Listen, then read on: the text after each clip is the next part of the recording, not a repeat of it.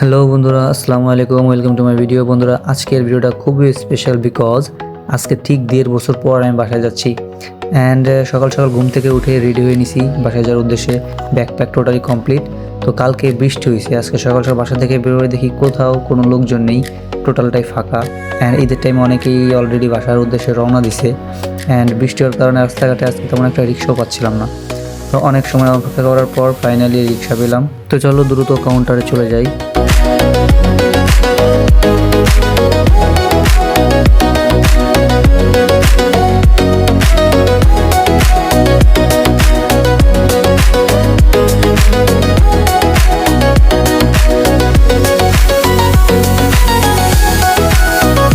তো অনেকক্ষণ পর কাউন্টারে পৌঁছাইলাম। তো গতকাল রাতে শিলাবৃষ্টি হওয়ার কারণে অনেকেই যাইতে পারে নাই।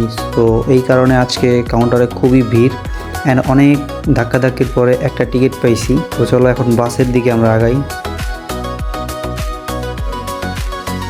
তো বন্ধুরা, অনেক কষ্ট করে জাপান লাইনে একটা সিটের ম্যানেজ করছি। তো সেই সিটেই এখন যাওয়া লাগতেছে। আজকের জার্নিটা খুবই কষ্টের হবে বুঝতে পারতেছি। তো বন্ধুরা, অনেকক্ষণ ফেরি কাটে জাম ধাক্কানোর পর ফাইনালি আমরা ফেরিতে উঠতে পারছি।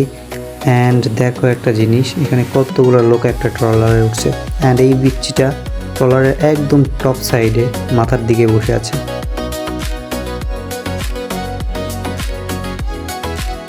তো বন্ধুরা, দেখতে দেখতে চলে আসছে এলাকাতে বাসার সামনে। তো আজকের মতন ভিডিওটা এ পর্যন্তই। দেখাবে নেক্সট কোনো ভিডিওতে। ততদিন সবাই ভালো থাকবেন, সুস্থ থাকবেন। আল্লাহ হাফেজ।